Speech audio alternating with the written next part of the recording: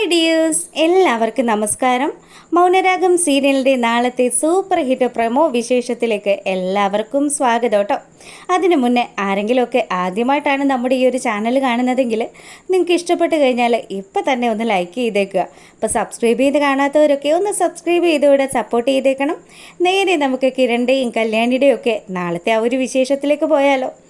ബഗാസുരനോടും അതുപോലെ വിക്രത്തിനോടും ഒക്കെ ആ ഒരു ഡീല് സംസാരിച്ചുകൊണ്ട് നിൽക്കുകയാണ് നമ്മുടെ ഗംഗാപ്രസാദ്. എന്തായാലും തനിക്ക് നഷ്ടപ്പെട്ടു പോയ ആ ഒരു സ്വത്തുക്കൾ അത് തിരികെ പിടിക്കാനുള്ള ഒരു ഓട്ടത്തിലാണല്ലോ ഗംഗാപ്രസാദ് ഉള്ളത്. അതുകൊണ്ട് തന്നെ കാർത്തികയുടെയും അവളുടെ അമ്മയുടെയും പേരിൽ കോടികളുടെ സ്വത്തുക്കളുണ്ടെന്ന് മനസ്സിലാക്കിയ നമ്മുടെ രാഹുലും വിക്രവും കൂടി ആ ഒരു ഉറച്ച തീരുമാനം എടുക്കുക. നിങ്ങൾക്ക് വേണ്ടിയിട്ട് നിങ്ങളുടെ കൂടെ എന്ത് പോക്രത്തരത്തിനും ഞങ്ങളുണ്ടാവും. ഇനി ഞങ്ങൾക്ക് വേണ്ടത് പണമാണ്. പണമില്ലാത്തവൻ പിണമാണല്ലോ, അറിയാമല്ലോ.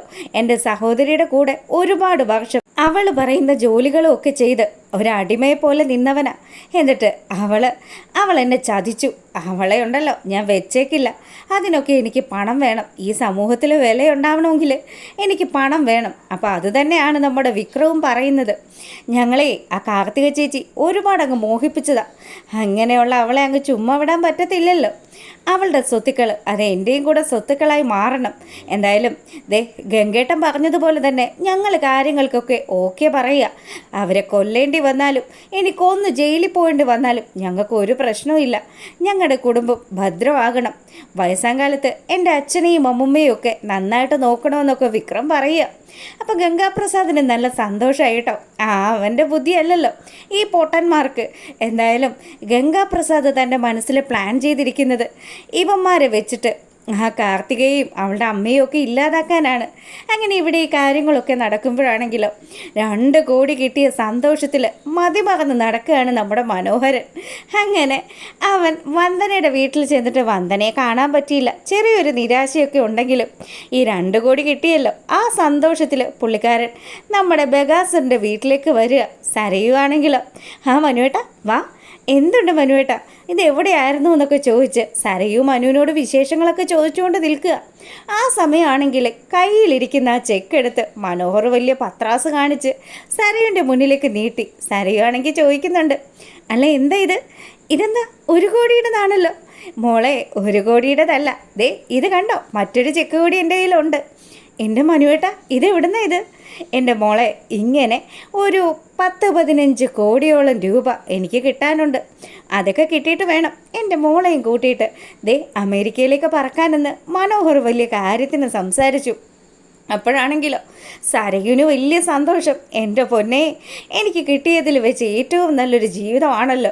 ആ കല്യാണിയാണെങ്കിൽ ഇപ്പോൾ കിരണിനെ കുറിച്ച് ആലോചിച്ച് വിഷമിച്ചിരിക്കുകയായിരിക്കും. വിഷമിക്കട്ടെ മോളെ, വിഷമിക്കട്ടെ. അവൾക്ക് നല്ല ശിക്ഷ തന്നെ കിട്ടണം. അവളുണ്ടല്ലോ, അവൾ ചില്ലറ കാര്യങ്ങളൊന്നും അല്ല ചെയ്തു വെച്ചിരിക്കുന്നതെന്ന് സരയു പറയുക. ഈ സമയമാണെങ്കിൽ നിന്നെ ഇനി തേച്ചിട്ട് മറ്റൊരുത്തിയുടെ കൂടെ പോകാനായിട്ട് കിട്ടിയ പൈസയാടി ഇതെന്ന് ഉള്ള രീതിയിൽ നമ്മുടെ മനോഹരനെ ആലോചിക്കുക. അങ്ങനെ ആ ഒരു സീൻ കഴിയുമ്പോൾ നമ്മളെ കാണിക്കുന്നത് നമ്മുടെ കിരണും കല്യാണിയും കൂടി ഇരുന്ന് സംസാരിക്കുക. അപ്പോൾ കല്യാണി പറയുന്നുണ്ട്, അതേ കിരണേട്ടാ, ഇന്ന് ചേച്ചി എന്നെ വിളിച്ചത് ആ ടെക്സ്റ്റൈൽ ഷോപ്പിൽ വെച്ചിട്ട് ഗംഗാപ്രസാദിനെ കണ്ടു എന്ന് പറഞ്ഞ.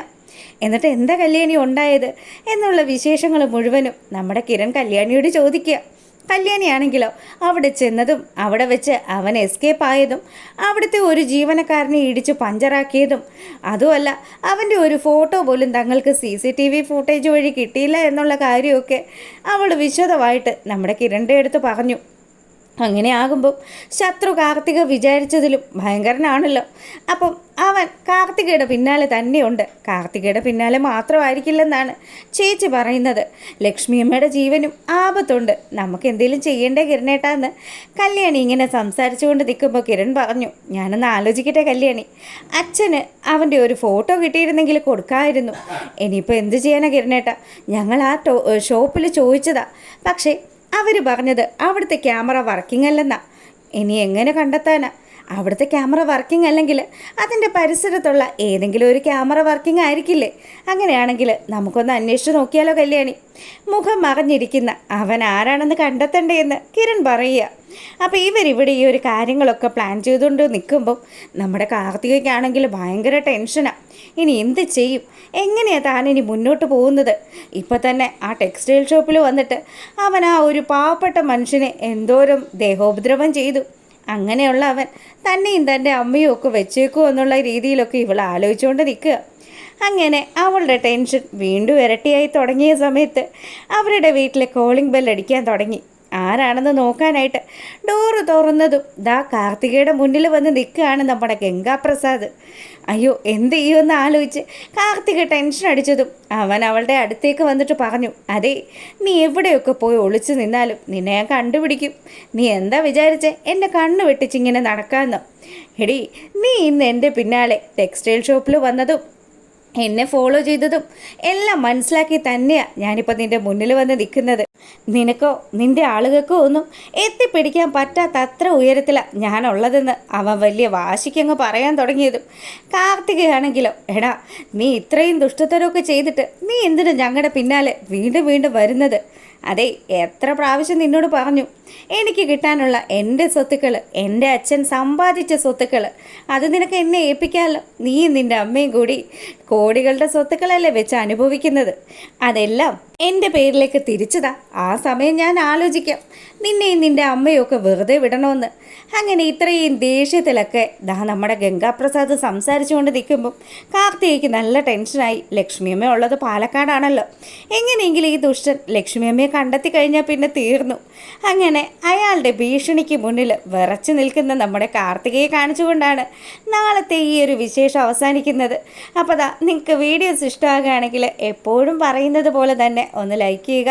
എല്ലാവർക്കും നല്ലൊരു രാത്രി ആശംസിച്ചുകൊണ്ട് ഇന്നത്തെ വീഡിയോ വൈൻഡപ്പ് ചെയ്യാണ്. അപ്പോൾ ഓക്കെ, ഗുഡ് നൈറ്റ്.